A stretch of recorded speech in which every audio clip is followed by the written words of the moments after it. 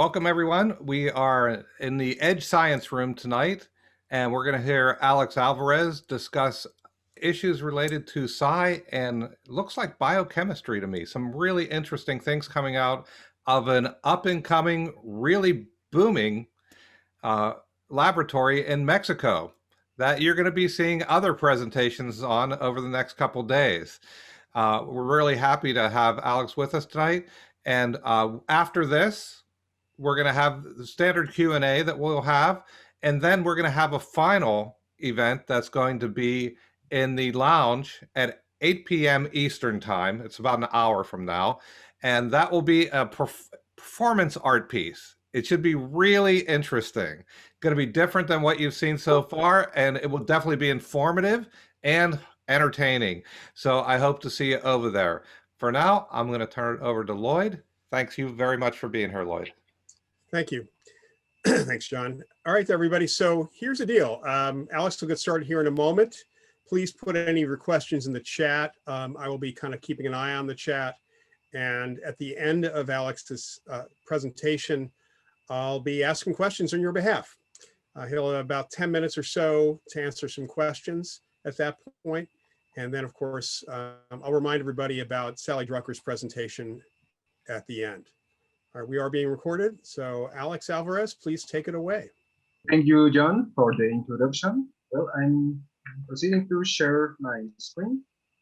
I'm Alex Alvarez, and I'm going to present the preliminary results of a series of bioinformatics analyses that concerning a protein that might be involved in the development of psychic abilities.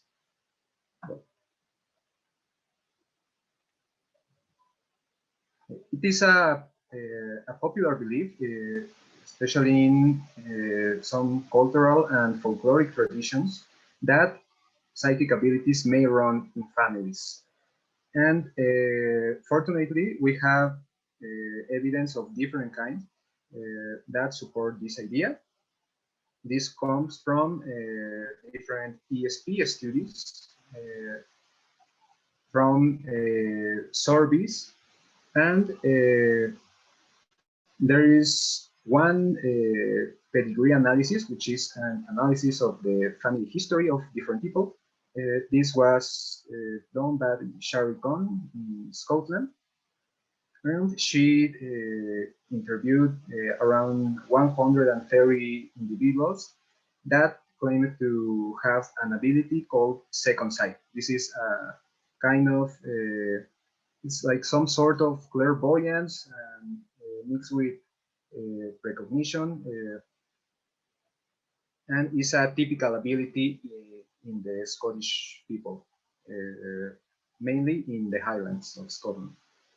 So she found a consistent pattern across all of the individuals that she interviewed, and proposed that this ability adjusted to an autosomal dominant model of inheritance. This means that whatever is this trait, it is not associated with sexual chromosomes.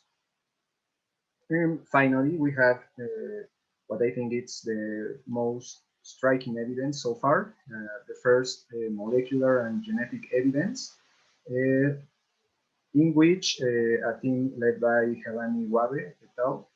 Found a gene, a variant of a gene, the TNRC 18 gene, that this gene has a specific variant in non-psychic people and another variant in psychic people. So, well, before we proceed, there are a couple of concepts that I want to show you in order to understand what's coming next. The first one is the single-nucleotide polymorphism, or SNP, as it is abbreviated. This refers to a variation in a unique position of in a nucleotide of any given gene, and well, in order to be considered a SNP, it has to be present in at least 1% of a given population. If because many times we can have specific variations, but that are only present in very few people. So the SNPs are present in at least 1% of a population. The other concept is the protein isoforms. A protein isoform is a variation of a protein that is encoded by the same gene. In this case, we have the gene, the DNA, which is firstly transcribed into pre-messenger RNA. And we have two types of regions, the coding regions, which are the colored boxes, and the non-coding ones, which are the black lines. So through alternative splicing, which is a way of processing this piece of RNA, we can have different spliced RNAs, and this will be translated into slightly different proteins, which is what we call protein isoforms. As you can see, protein isoforms share some parts of the gene, but differ in others. And finally, the concept of homologous characters at structural and molecular level. When we look at a phylogenetic tree, we have a series of characters, and there are some these characters need to be evolutionarily related in order to be placed in a phylogenetic tree. But many times these evolutionary relationships are not so obvious. For example, we take the fin of a whale, the arm of a human being, the leg of a lizard, and the wing of a bird. At first, we may think that there is no relationship between them. But when we look at the bones at each of these structures, we are going to see that they are exactly the same bones, but they have suffered different modifications. So all of these characters are said to be homologous because they come from a single common ancestor. And this also happens at the molecular level. For example, we have two kinds of homologous genes. The first one is orthologous genes. This is the same protein in different organisms. We take, for example, the hemoglobin gene from the frog, the human, and the mouse. It is the same gene, but is present in different organisms. So this is what we call orthologous or orthologues. And we also can have within the same organism different genes that are evolutionarily related, like the alpha chain of the hemoglobin from mouse, and also the beta chain, and another protein called myoglobin.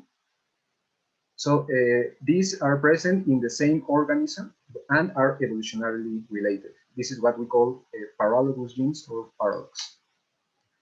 Well, so what about the TNRC 18 gene? As we said, this is the gene that Wahbeh et al. Proposed in their study to be that it could be involved in psychic functioning. This gene encodes a massive protein, which is 10 times the size of the average protein. The average protein is around 300 amino acids. This protein is around 3,000 amino acids. Its function and structure have not been properly elucidated yet. And well, it's known that it expresses in many organs throughout the body and in different brain regions. And this gene has 9 isoforms, which is also far above the average of most of human proteins, which have around 2 or 4 isoforms.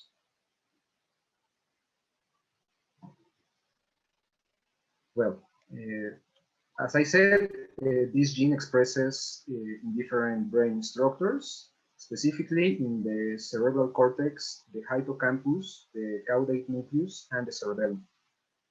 And it has different levels of expressions depending on the cell type of each of these structures.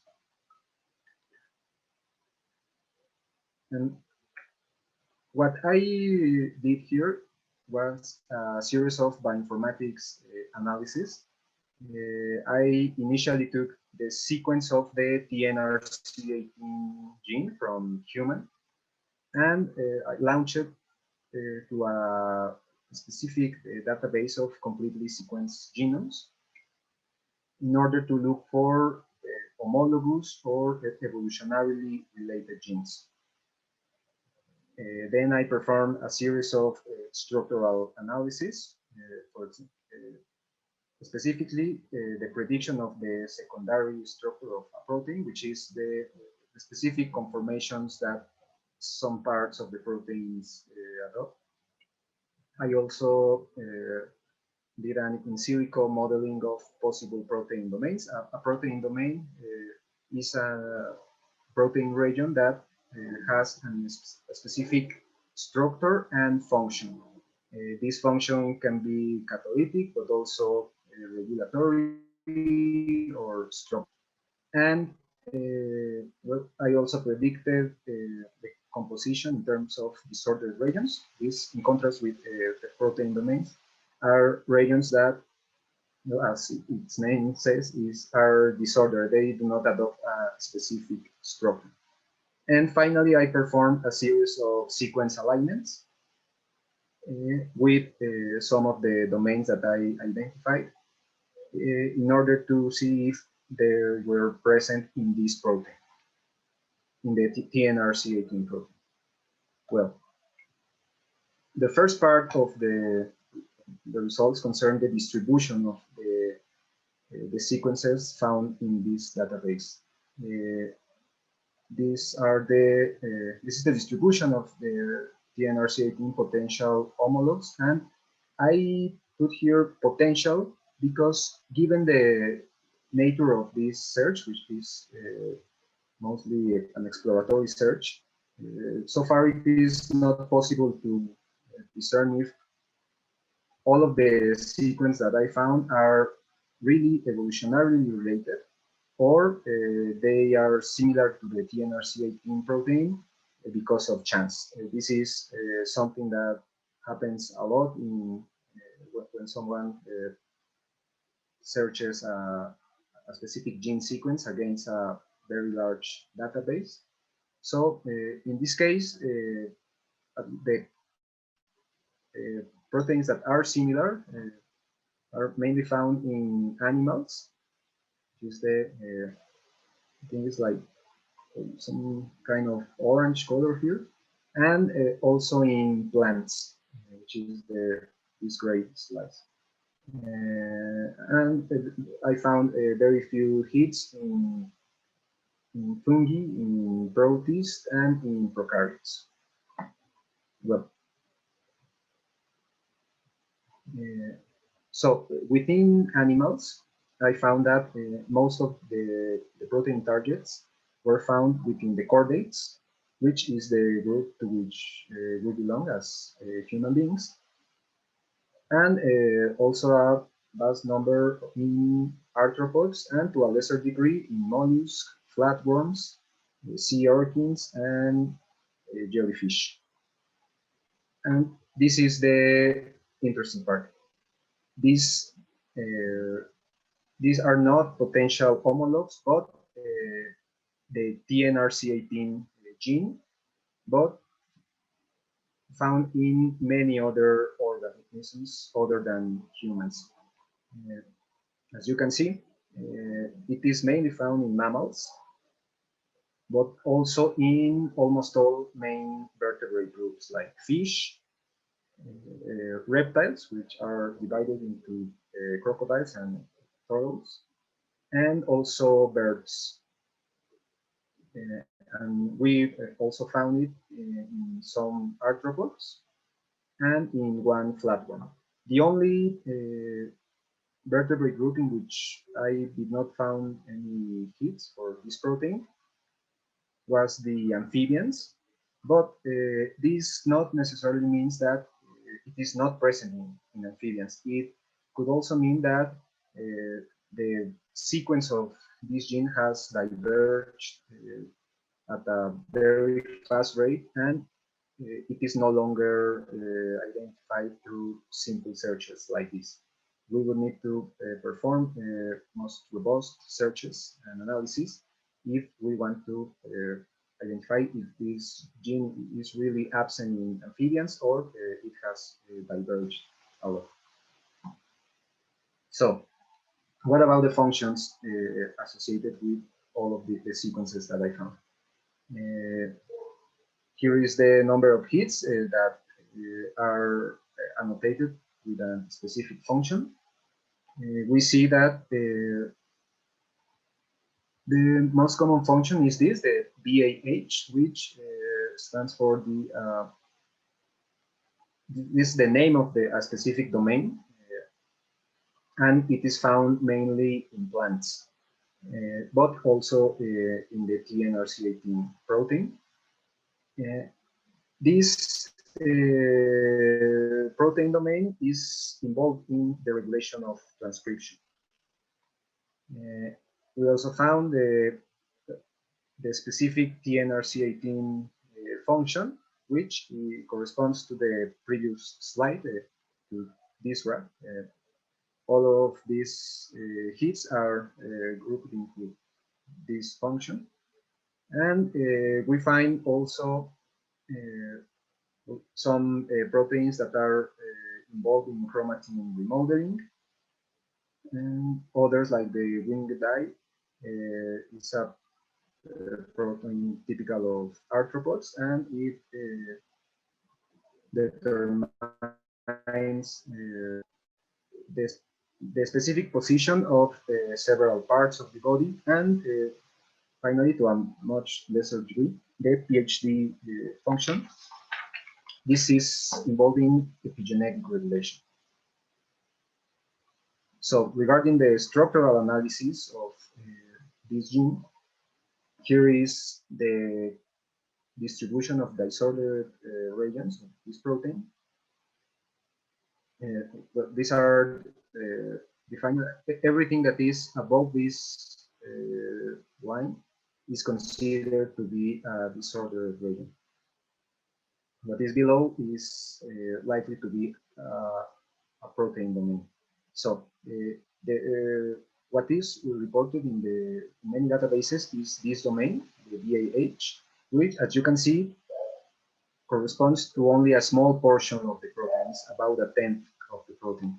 And the hypothetical function of this protein is predicted based on this specific domain. But I then took the sequence of the genes that, of the other genes that I found, corresponding to the functions that I showed you in the previous slide. And I found that another domain called the Tudor domain is also, well, it aligns very well with this other region of the TNRC18 protein. And this has been reported in the literature, but only in 2 or 3 cases. But the novelty here is this other domain, the HOX9 domain.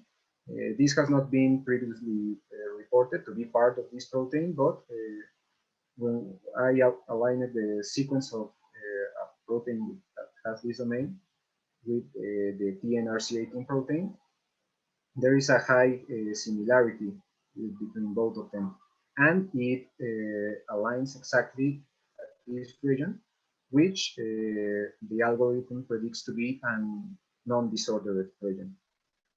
So at least we have 3 different protein domains within this protein, and all of these domains, the VAH, the 2, the HOX9, are somehow involved in transcriptional regulation.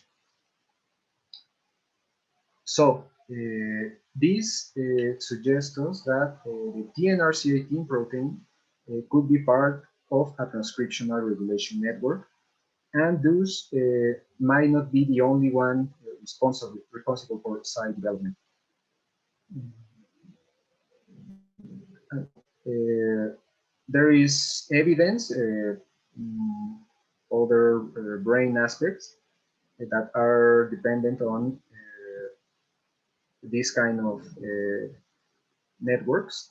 For example, some aspects of behavior or and some brain disorders, in which a brain transcriptional regulation network is involved. So you may wonder if how could a single aberration in a single nucleotide or a SNP could make all the difference in this case? Well, so far we do not know.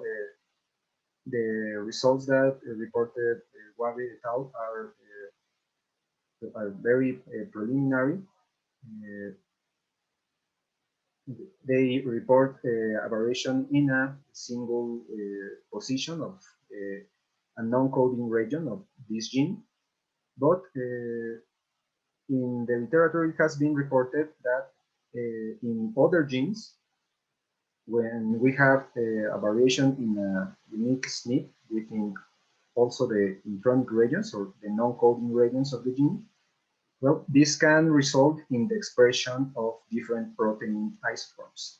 So a possibility is that in people that have the, let's call it the psychic variant, express some protein isoform, and in non-psychic people express another isoform of the same protein.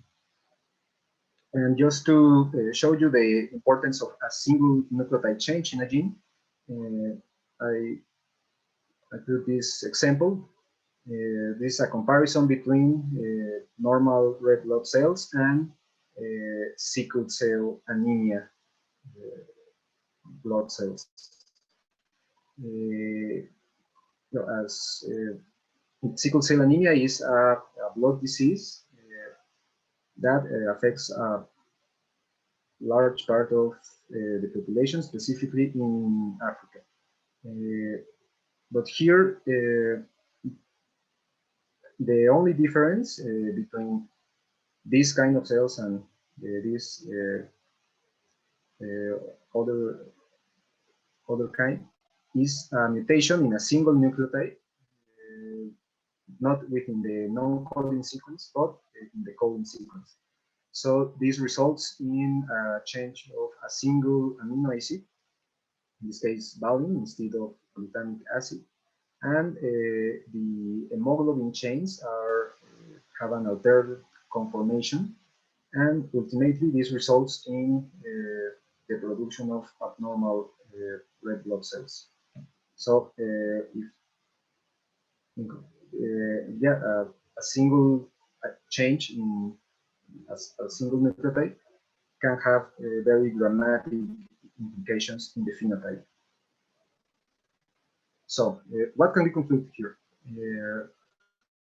The first thing is that the molecular basis for psychic abilities are more likely to rely on a protein network than on a single gene or a single gene variant or a gene allele.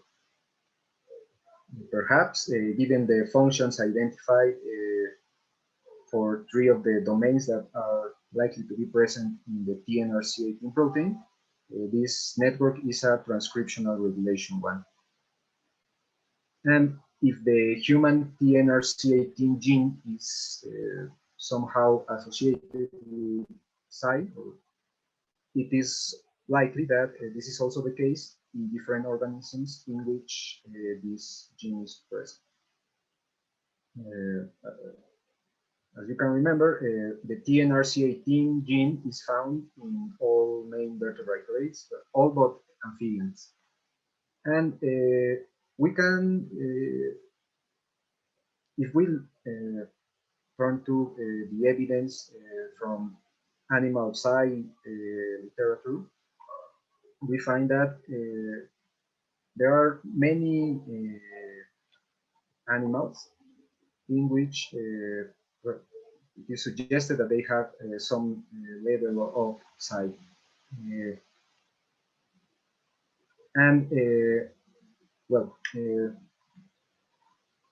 just to elaborate a little bit more into this, this is a hypothetical phylogenetic tree.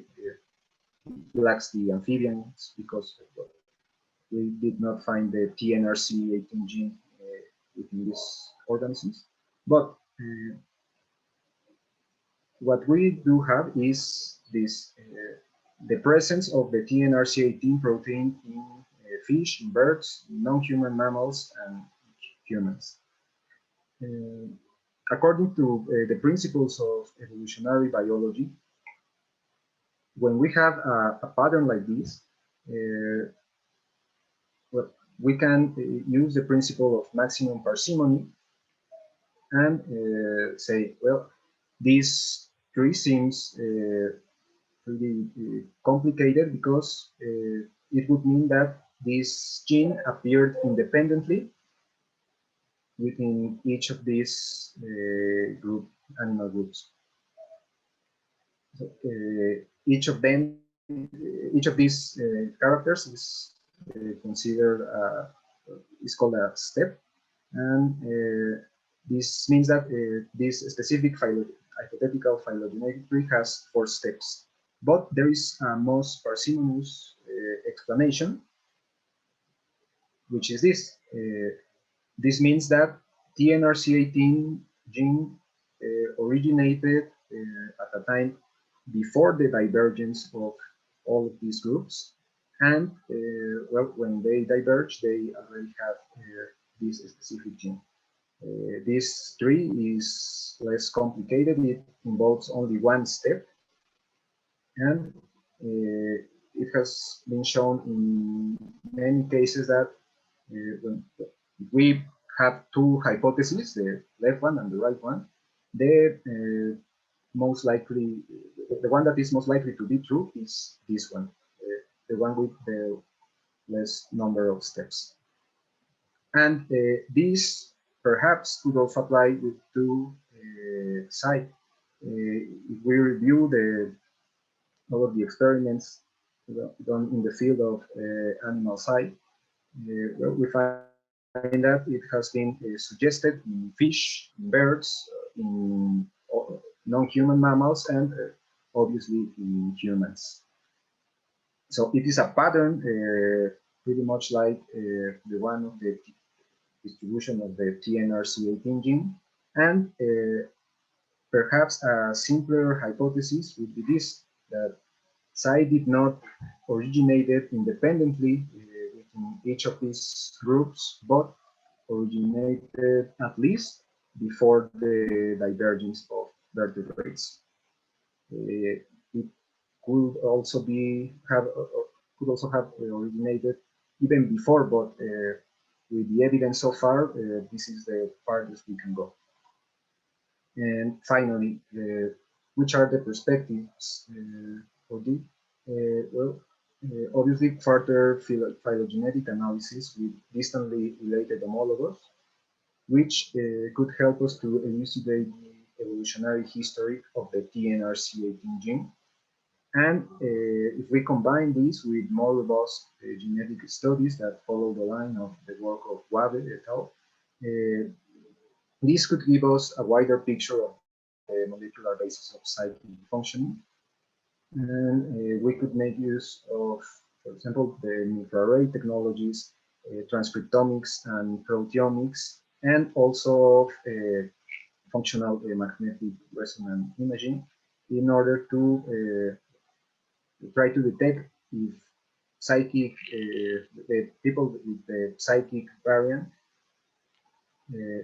have a specific anomaly in a particular brain structure that is lacking in people that have the non-psychic variant.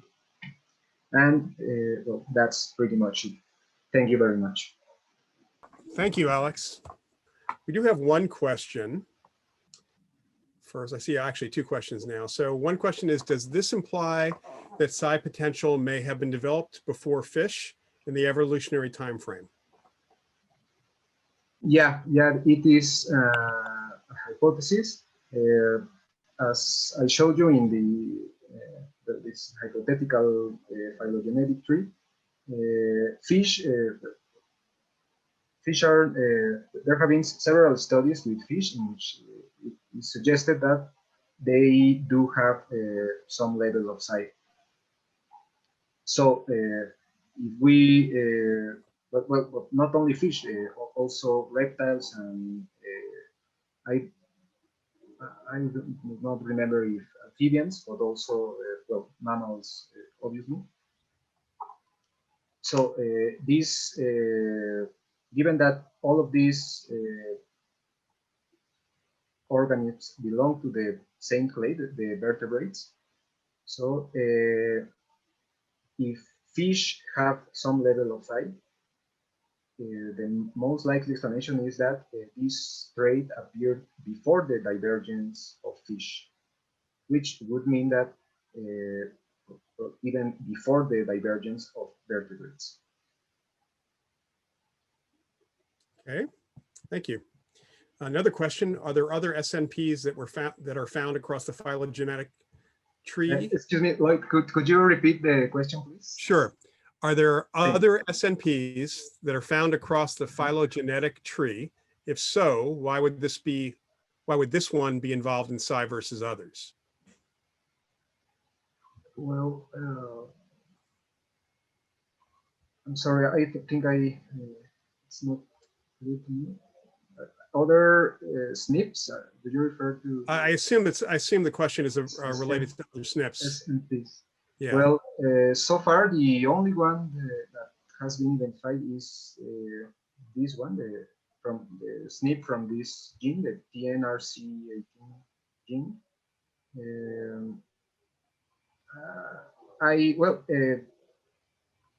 Something that can be done is take the intronic sequence in which this SNP is, and compare it with the sequences of fish genes or reptile genes, and perform an alignment of all of these sequences. And here you can find if this particular SNP is consistent across the vertebrates, or is only present in humans, or in humans and some other group. And well, you could also detect other particular SNPs, but I think you could not say if these SNPs are somehow related to psychic function, because you are not evaluating the presence of psi in these other organisms. You would need to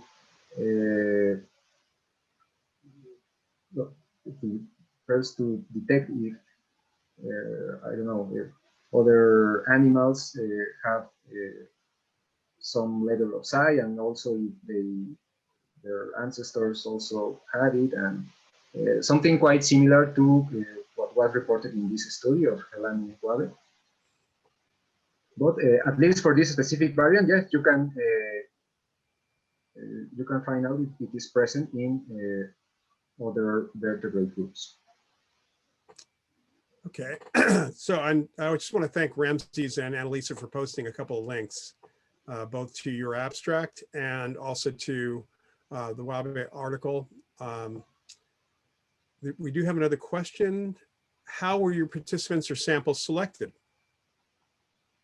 Could you repeat it, please? How were your participants or samples selected? Oh, yeah. Well,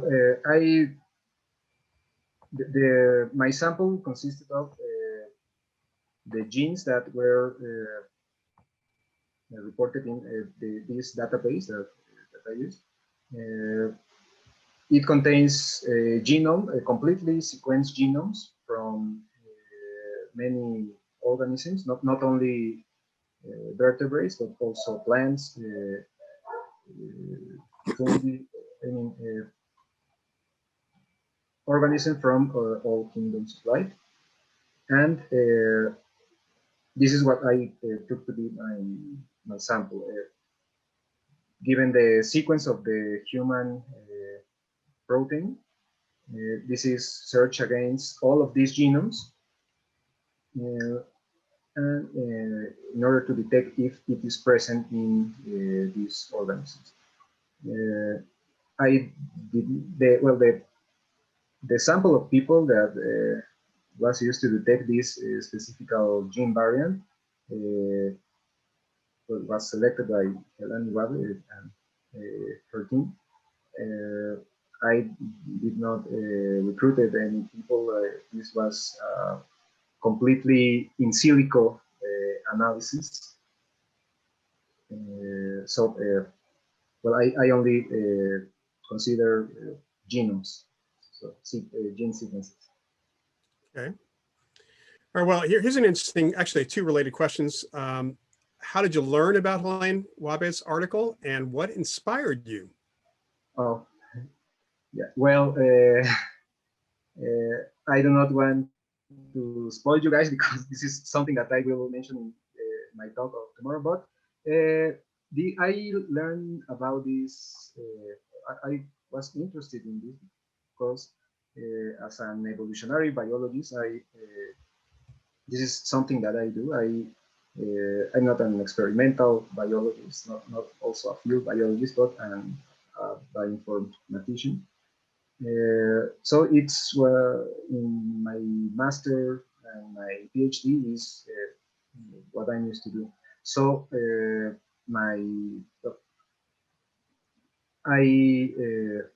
around a year ago, I think, perhaps a year and a half, in the website of the Institute of Noetic Sciences, I found this project, the genetics of psychic abilities.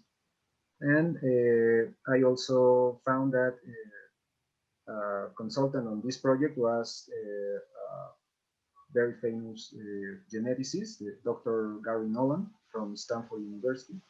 And so I began to follow this work until, well, I think in the 2019 meeting, Dean Radin showed some preliminary results of this project. And well, when I read the paper, what came to my mind immediately was, we have finally a gene which has with a reported sequence that can be analyzed through this kind of method. So I decided to it will be some kind of easy task. So I took this sequence from the that they reported, and I began to perform different analyses, and I finally came to what I showed you here. Okay. So do you have any plans for publication? Yeah, definitely. I think well, I didn't mention, but I would like to reconstruct the phylogeny or the evolutionary history of this gene, but it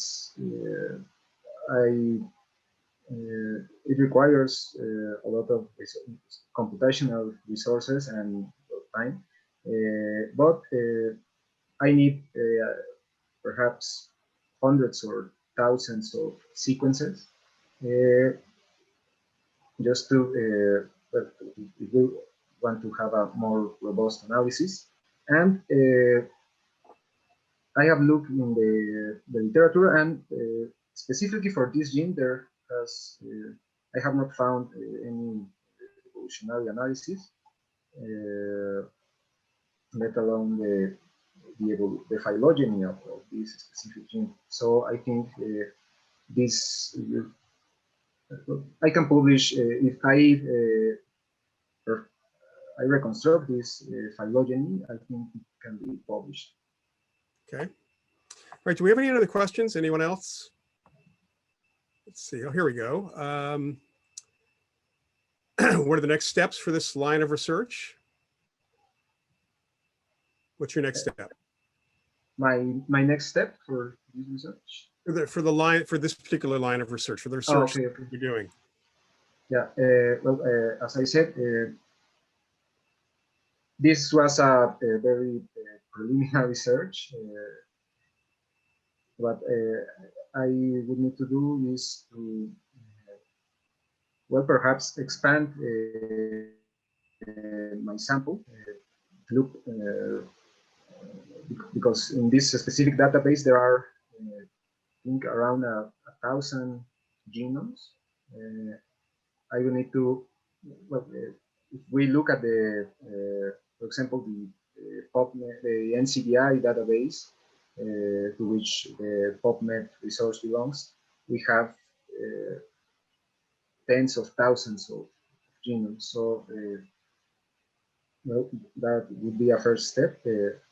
Look in the higher quantity of genomes that are available, publicly available, and also well, I think different structural analysis with more robust algorithms that well, can tell us more about the specific the, the structure of this protein. And I don't know. Well, what I have in mind is the evolutionary history of this gene.